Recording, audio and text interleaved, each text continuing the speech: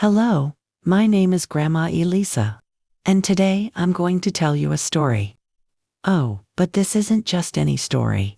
It's one of those stories that seem simple at first, until you realize it carries a much deeper meaning than you could ever imagine. So stay with me until the very end, because I promise, this story has a twist that will touch your heart, just like it touched mine. I can guarantee you'll never look at a sunflower the same way again after hearing this. You know, for many years of my life, I used to walk along a dirt road that crossed the town where I lived. A simple little road, one of those that looks like it leads nowhere. But if you've ever lived in the countryside, you know, it's on these quiet roads where the greatest secrets are often hidden. And it was right there, by the side of that road, that I met a woman who, every single day without fail, showed up with a basket in her hands and patiently planted sunflowers. Yes, sunflowers. Whether it rained or the sun was blazing, she was there, kneeling on the ground, digging little holes along the roadside, placing one seed after another, carefully covering them, like someone caring for a child. And when she wasn't planting, she was tending to the ones that had already sprouted, watering them, pulling the weeds, and sometimes whispering to them as if the flowers could understand. At first, I must confess, I thought it was a bit odd. I mean, who in their right mind spends their days planting sunflowers along a road where barely anyone passes by? Some of the townsfolk would gossip, saying she was a little crazy. Others said she was running away from some sadness. And there were even those who believed she only did it for attention. But me, I've always been a curious soul. And the more I saw her, the more I wondered, who is this woman? And why does she do this every single day, year after year?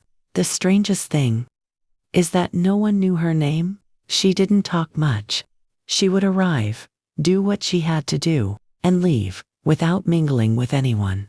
They said she lived in a tiny house, way up on the hill, far away from town. But then, one day, something happened. She simply vanished. That morning, I went out for my usual walk, looked toward the spot where she always was, and nothing. I thought, maybe she's just late today. I came back the next day. Still nothing. And the next, nothing again. Days went by, and the sunflowers started to wither. There was no one left to care for them. And that's when it hit me. I couldn't get her out of my mind.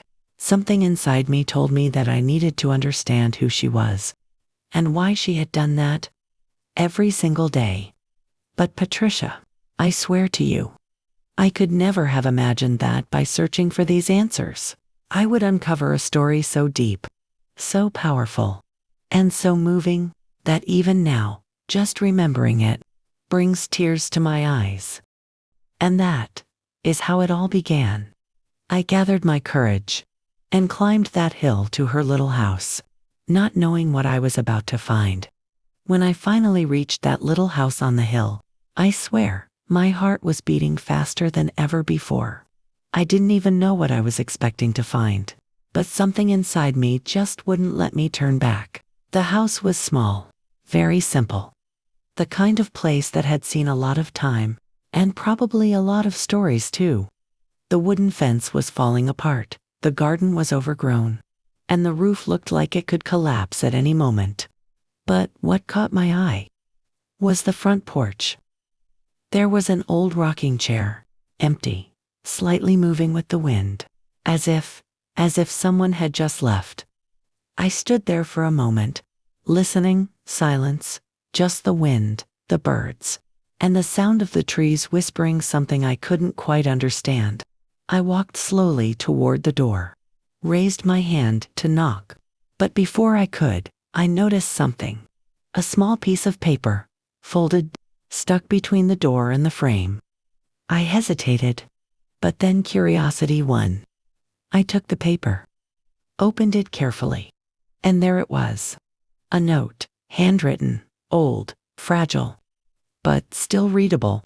If you came looking for me, it means my mission is complete. Don't be sad. Just follow the path. The same one I always walked, and you will understand everything. My hands trembled. What did that mean? What path? What mission? I looked around, searching for clues, but the house was empty. The windows were shut, the door was locked, and there were no signs of anyone. It was as if she had vanished into thin air. But one thing was clear to me now. I had to follow that path. So I turned around and started walking back toward the road where I always saw her.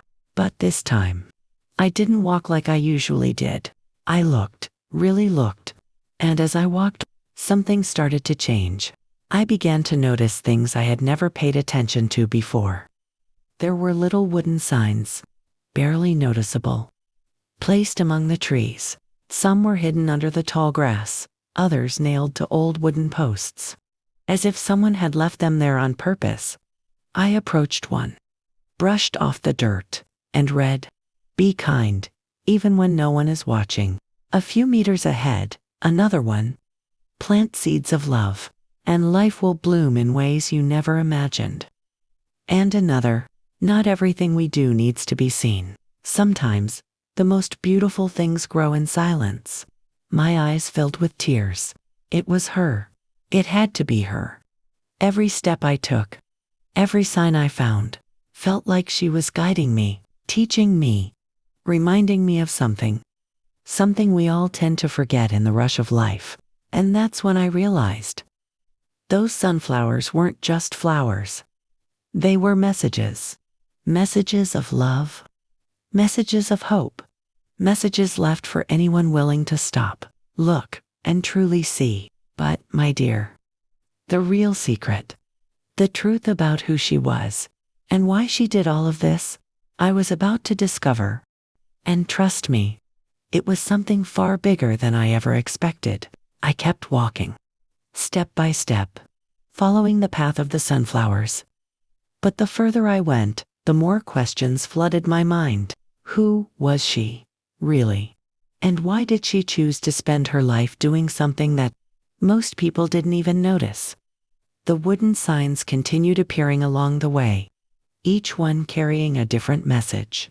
Messages that felt like whispers straight to the soul. Kindness leaves footprints that no storm can erase. Even in the darkest soil, a seed can bloom into something beautiful.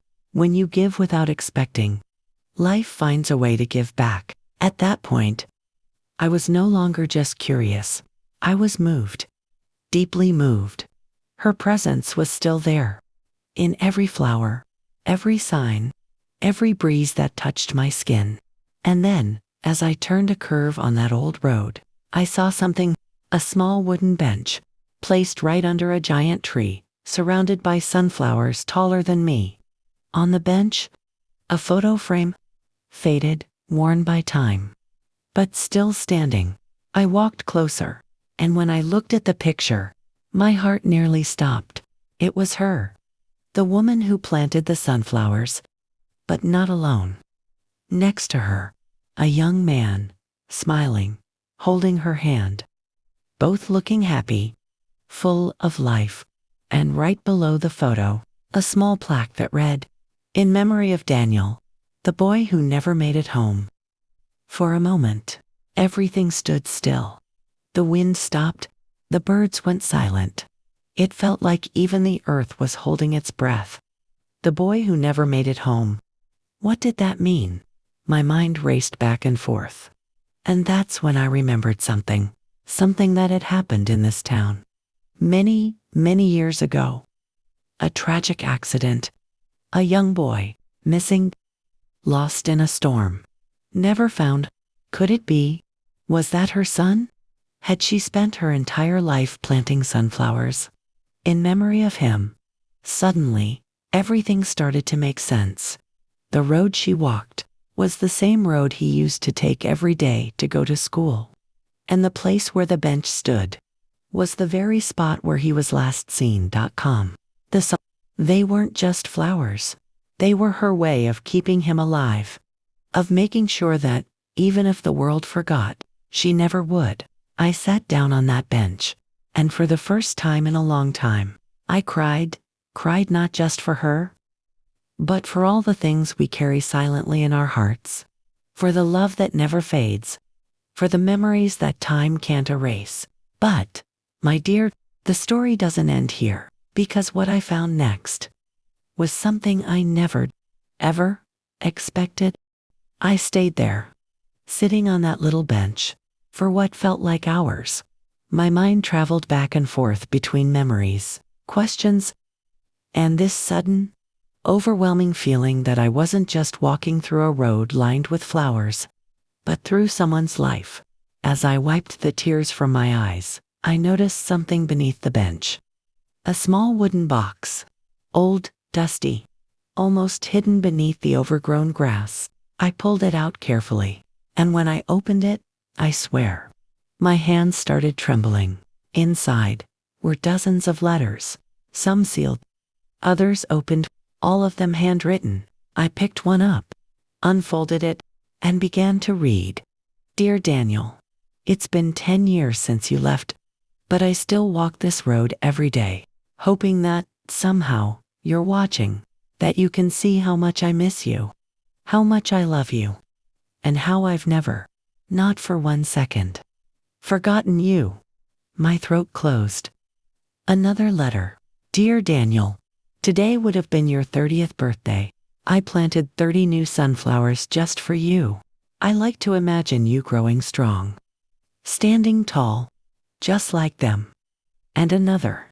Dear Daniel, sometimes I wonder if you were meant to be an angel all along, because no child ever deserved what happened to you. I hope you know, this road, these flowers, they are all yours, forever. I couldn't hold it anymore. My chest felt heavy, like her pain had somehow become mine. But then, something at the bottom of the box caught my eye. A small notebook, thin, leather-bound, and on the cover, written in gold, faded by time, the truth. With trembling fingers, I opened it, and there, on the very first page, it read, if someone finds this, please know, the story everyone believes is not the real story. I frowned. What did she mean? I turned the page, and my eyes widened as I read. Daniel didn't get lost in the storm like everyone thinks. He wasn't just a missing child. The truth, the painful truth, is that Daniel was taken by someone we trusted, someone from this very town. My hands flew to my mouth. No, it couldn't be. I kept reading. I always knew, but I never had proof. That's why I kept walking this road. Not just for him, but in case, one day, someone would ask, someone would care enough to look, and maybe, just maybe, the truth would finally come out. I felt the air leave my lungs. This wasn't just about sunflowers. This was about justice, about a truth buried for decades, hidden beneath smiles, small-town whispers, and flowers that masked the pain. But, if that was true, then the real question was, who did this, and why? After all these years, had no one ever said a word? I stood up, holding that notebook close to my chest, and for the first time, I realized this story was far from over. And my dear, what happened next was something I never, ever saw coming. I held that notebook so tightly, as if letting it go would make the truth disappear. My hands trembled. My heart was pounding in my chest, and a part of me whispered, are you sure you really want to know what's written here? But deep down, I knew there was no turning back. I flipped to the next page, and what I read made my skin crawl. His name was Mr. Howard, a respected man, a man everyone trusted, the owner of the town's little grocery store, the one who always smiled, who always handed candies to the kids, who knew everyone by name. But behind that smile hid someone capable of the cruelest thing a human being can do. My mouth went dry. I knew Mr. Howard, or at least, I thought I did. He passed away years ago. Long before I ever started walking this road, I kept reading. Daniel loved walking past his store. Every afternoon, he'd stop there. Mr. Howard would give him a kind word, a smile. But one day, Daniel never came back. They told me it was the storm. They told me he got lost. That the wind, the rain, the darkness had swallowed him whole. But a mother knows. Oh, a mother always knows. I saw it in Howard's eyes. The day after Daniel disappeared, he avoided me. He never looked me in the eye again. And soon after, he closed the shop, sold everything, and left town. No explanation, no goodbye. But I knew. I always knew. And every day, I planted sunflowers. Because while I couldn't bring Daniel back, I refused to let his memory, his light, be buried in silence. I closed the notebook, pressed it against my chest, and tears streamed down my face. It was too much, too heavy, too heartbreaking. I looked around, at the field of sunflowers dancing in the wind, and realized this wasn't just a garden. This was a memorial, a sacred place, built by a mother's love, and watered with her pain. But there was more. At the very back of the notebook, a final note. If someone is reading this, please, don't let the story end here. Tell the world. Tell them about Daniel. Tell them about how sometimes the greatest acts of love are the ones no one ever sees. And when you see a sunflower, remember, it's not just a flower. It's a promise. A promise that love never, ever dies. I held that notebook close, as if it were the most precious thing I had ever touched. And in that moment, I made a promise that I would tell her story, that I would make sure no one ever forgot Daniel, or the woman who, even in her silence, spoke louder than anyone ever could. But my dear, there's still one more thing, something that changed everything. I stood there, surrounded by hundreds of sunflowers, feeling like the wind itself was whispering her story into my ears. A story of love, of pain, of memories that refused to be forgotten. And just as I thought that this was the end, something caught my eye.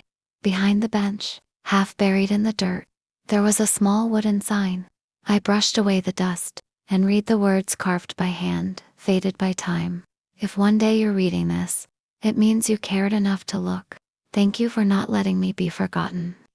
Tell my story. Tell Daniel's story. Because love only truly dies when no one remembers. My eyes filled with tears, but at the same time, my heart felt warm, because I realized, even though she was gone, she was never really gone. Her love, her legacy, was alive, in every petal, in every seed, in every person who now walked this road and wondered, who was the woman who planted all these sunflowers? And today, as I sit here telling you this story, I realize something important. Sometimes, we don't need statues or big monuments to be remembered. Sometimes, all it takes is a flower, a sunflower, planted with love, watered with memories, and rooted in a promise that love never, ever fades.com. And before I finish, my dear, I want to ask you something from the bottom of my heart. If this story touched you, if it made you reflect, if it reminded you that love leaves footprints even in the smallest things, please like this video. Subscribe to this channel, because here, we tell stories that deserve to be remembered. Stories that touch the heart. Stories that remind us of what truly matters in this life. And if you know someone who needs to hear this, someone who needs a little hope, a little light, a little sunflower in their day, share this story with them. Because as long as there's someone willing to listen, love will never be forgotten. Thank you for being here with me. And until the next story, stay well, and remember, love always blooms, even by the side of an old, forgotten road.